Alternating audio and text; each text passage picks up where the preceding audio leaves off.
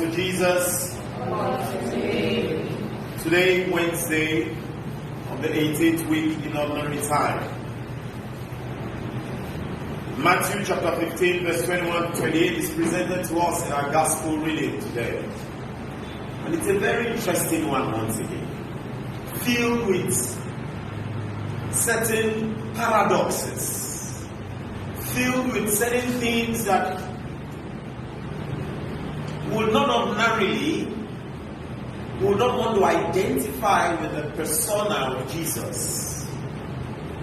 Here Jesus says to someone, it is not fair to take the children's food and throw it to house dogs. I do not know how many of us will stand and stomach that kind of expression from anyone.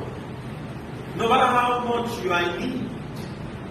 Of course, there's a saying that goes, a beggar has no choice. But the 21st century beggar seems to have a lot of choices. I can imagine the quintessential Nigerian being faced with this type of response. The first thing you can hear will be, not be your fault. And because Nami will come beg you grace, you demand. They begin to reel out their own doses of insults on the person. And people are like, why are you insulting him? Not because I come beggar. Now you first get money, and then it will go all out. But guess what? Look at what happened to this woman. Even after Jesus said this, the woman's faith was further pushed. Now what lessons can we glean from all of this? We'll take a few lessons. The first lesson I want to see from today's gospel reading is the power of intercession. The power of intercession. Now what happened? This woman approaches Jesus. Sir, son of David, take pity on me. My daughter is tormented by a devil. And Jesus said nothing. Jesus did not say, okay. Jesus did not say, leave me alone. He was just mute. But what happened next is when the intercession begins to come in. The disciples saw it and went to Jesus and pleaded with him, whether for the right intention or so that her noise can reduce. Say, give her what she wants, because she's shouting about us. If you shout, just answer her. The power of intercession. Friends in Christ, we must learn that oftentimes the blessing that God has for us might just be contained in someone else's hands. Someone else might hold the key to unlocking that blessing that is for you. In the same manner, you might just be the one holding the keys to someone else's blessing. And so that's why it's important to pray for one another. Sometimes our prayers get so selfish. It's just about us. When I'm praying for myself, I'm praying for my success, I'm praying for fruit of the womb for myself, I'm praying for money for myself, I'm praying for my children, I'm praying for my family. It's just me alone. Let us begin to consider that it's important to pray for someone. These disciples did not know this woman. As Scripture has told us already, this was a Canaanite woman. So there was nothing binding the Canaanite person and the Jew. They were not friends. They were not friends. It would have been good. We have seen in some cases where the disciples were around Jesus and somebody was asking, and the disciples said to him, see, you are disturbing him. But in this case, the disciples decide to approach Jesus. Give her what she wants. And then Jesus replied to them. Jesus did not reply to the one who came to us, but he replies to those who were making intercession. And he says, I was sent to the lost sheep of the house of Israel. And somehow, we are not told the disciples argued about that, because that was a fact. That was a statement of fact. That's what Jesus came to do. He came for the Jews. He came for the people of Israel. And so, well, we don't try. Obviously. That's what they would have said to themselves. Well, we don't try. But then the woman now steps in. So this is lesson number 2. Even when people are praying for you, it is not time for you to sit down and idle away. There is this saying a friend of mine is always fond of saying. He says, especially when he sees rascally youths around, He said your case be like the person where mama they do night vigil for you, they club the party. You can imagine they are praying for you, and where are you? Somebody is busy doing vigil for you, fasting for you, praying for you, and meanwhile you are clubbing away, you are getting a nice time, you don't even care. That's not the case with this woman. As the disciples were making intercession, she didn't just fold her arms. She comes to Jesus and says, Lord, help me.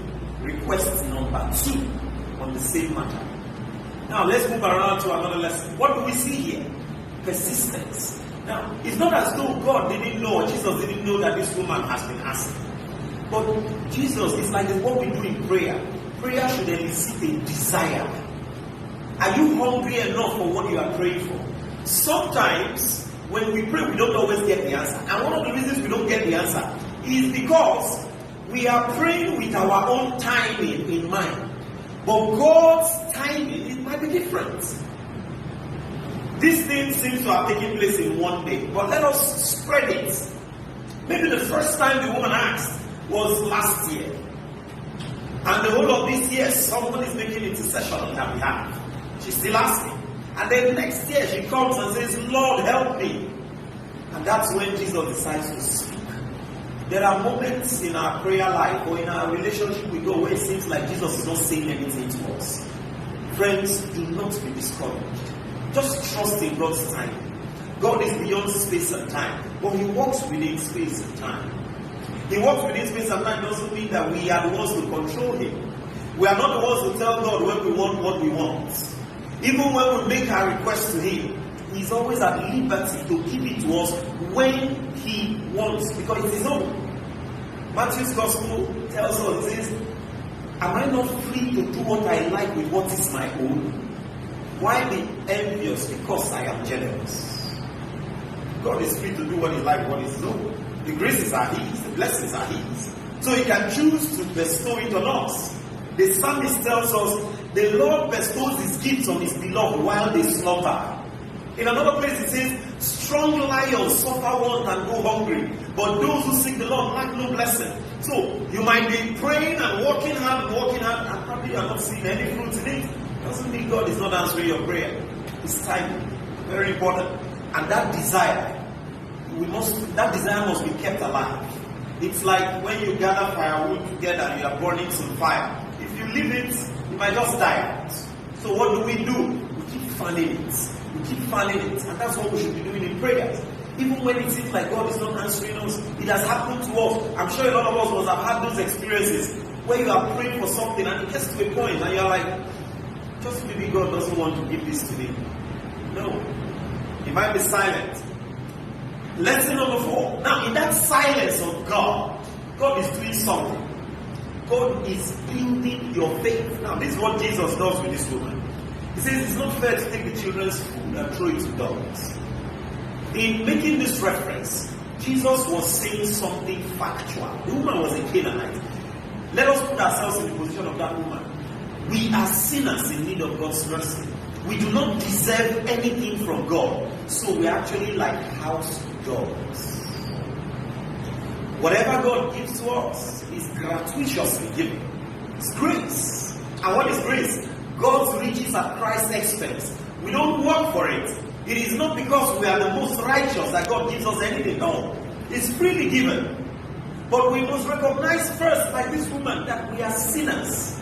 We are dogs. We are not entitled to anything.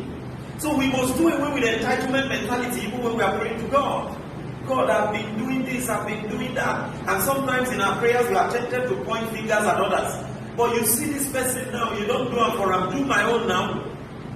But you see that this person is like this, is somehow, and I'm the one who has been trying, and yet I'm not getting anything.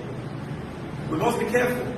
We go beyond just what seemed like an insult to the woman, to the meaning of that. The meaning is that Jesus was dragging this woman, eliciting faith from her, a faith response. And that is what we need, friends. How much faith do we have? Now that faith was what the woman displayed here. It says, even house dogs can eat the scraps that fall from the master's table. She recognized her unworthiness of the blessing that she's asking for. Humility. Do you recognize that, or you think it's your own, it's my rights? Do you recognize that you deserve nothing from God? You deserve nothing from God. We know how much we offend God. We know how much we sin against Him. We know how much we betray Him. We know how much we do not reciprocate His love. Yet, He wakes us every morning.